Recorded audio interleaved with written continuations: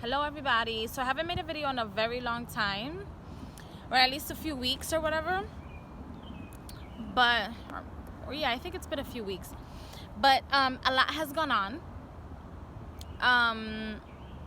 and this specific video is going to be in regards to, and my face looks so dry, you guys, but anyway, it's gonna be in regards to allowing other people to be free in their own spiritual practice.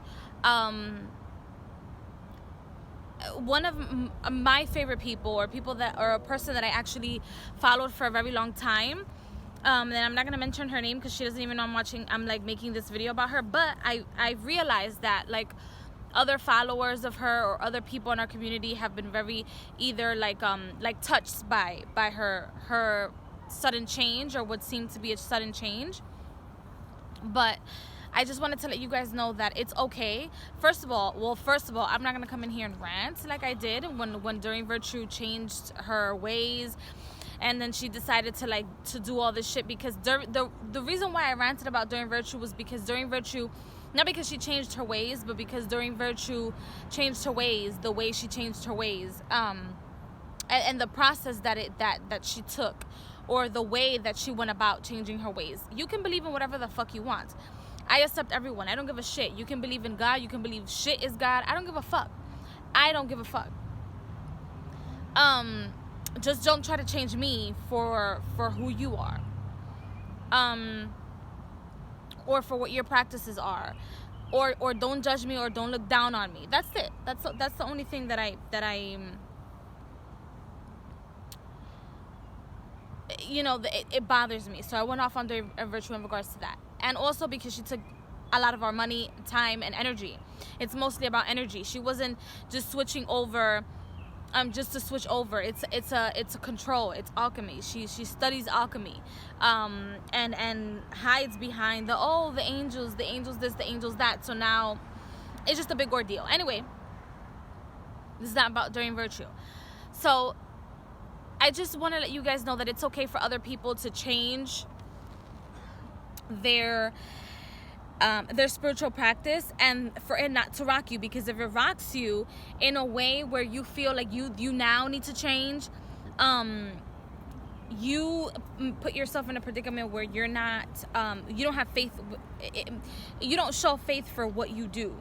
And if you are in the spiritual community and other people follow you, or other people admire you, or other people, or you read for other people, not that you should always like be stuck and you know, not cry and not be upset or not show your emotions. Of course you're gonna show your goddamn emotions. I mean, that's whether you have emotions. However, it allow it to rock you for 2.5 seconds, but not for it to change you without you having an experience of your own. Otherwise you're just being a follower. Otherwise you're just being a sheep, as opposed to being grounded within your own spirituality. That's the whole point of having your own spirituality, and you own it because it's yours. Also, for people that, for me, in my opinion, for people that change over to Christianity after experiencing so much, and excuse my nails, after experiencing so much on this side and gaining so much knowledge and wisdom and reading books, etc., there's a part of them that, in my opinion, will never change. You're always going to be alert of other things, whether you accept that or not. They will always be alert of whether that's like natural herbs and resins and things like that to heal. Because if they're reading the Bible, like they read a book, or they're really studying the Bible, like they say they are, they would know and notice that a lot of the resins that are used, a lot of the incenses that are used, and a lot of the psalms that are used are in actuality spells. So don't feel like, you know, or at least try not to feel like, oh my goodness, like maybe what I'm doing is wrong or whatever. It has nothing to do with it being wrong. It's just that everybody has their own path to heaven, or the heavens. Like there's many doors to the heavens, there's many doors to knowledge. And then once you understand that, you will know that no one's going the wrong way. if you are practicing your spirituality with righteousness, no one is going the wrong way. You can study Hinduism. You can be black and study Hinduism. You can be purple, study Hinduism. You can be white, study Hinduism.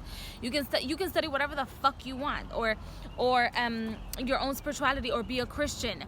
You know, whatever the case may be, or whatever the situation is, or whatever you think is best for you is the right way for you, and that is your heaven. That is your consciousness. It is your growth. Maybe you reincarnated into this planet to be a follower of you know, I don't know, all the Egyptian gods, as opposed to the Christian God, you know. So number one, we have to respect other people's paths, and number two, if you feel like their path is going to influence yours, that means there's something about your path that you need to strengthen. In my most humble and honest opinion, not trying to get at anybody at all in any way, shape, or form, because I've been there.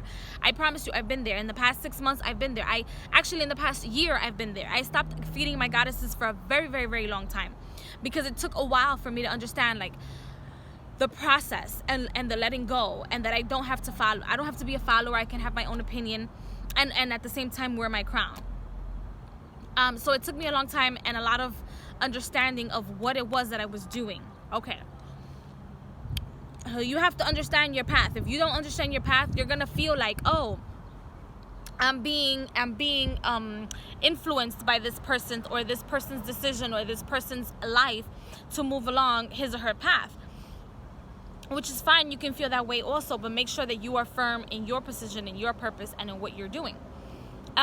Sometimes it's easier said than done, because, for example, myself, most of my family members are Christian, and they don't like to admit that they go out and they get consultations, and most of them are baptized, and they go out there and do what they have to do.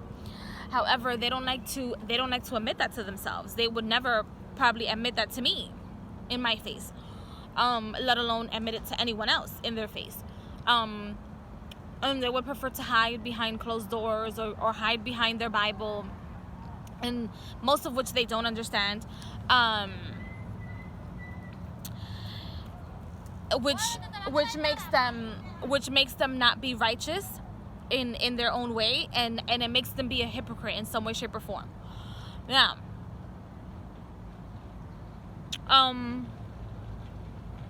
what else did I want to touch about this? If you are a card reader, a spiritual consultant, whatever, if you're going through your own shit, it's okay.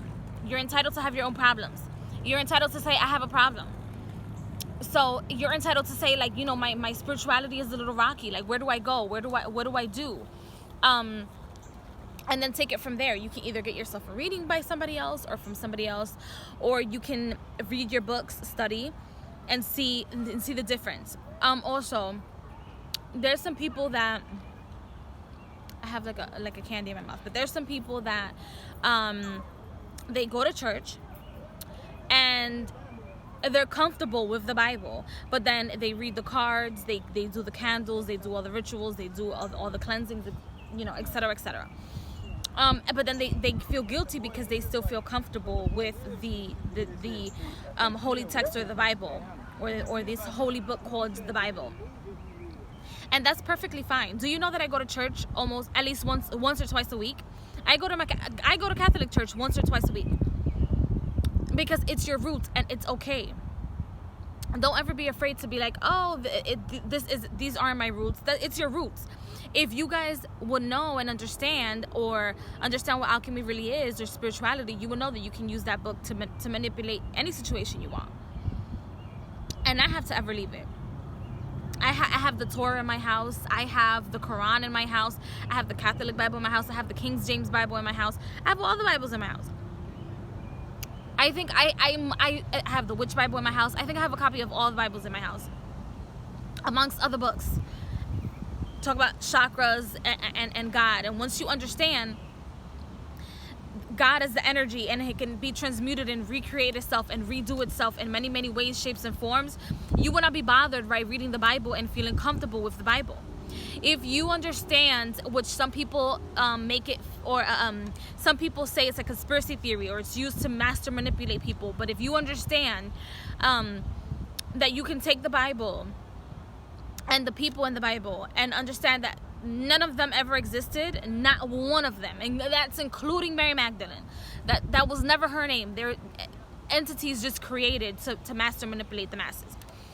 And also, not just to master manipulate the masses, but also for you to connect yourself, not connect yourself, but be familiar with. I have the word in my mouth, but be familiar with or identify yourself in that story, so that you can be able to figure yourself out within your own story of your own life. You can use the Bible for that and be absolutely comfortable. I have a Bible in my house. When I'm doing spells, I use Bible. I use my Bible. That's what I do. Besides the person's petition that I read, and besides certain prayers, I use my Bible. However, I never leave it open because of certain entities and energies that are always flying by, and you just never know. I could be sitting right here at the park and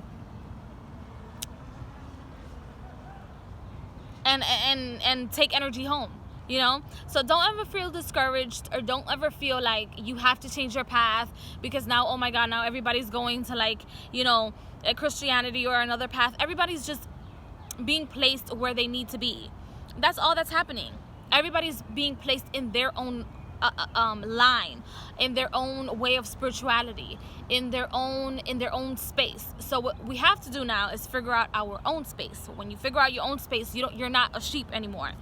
You're not a follower anymore.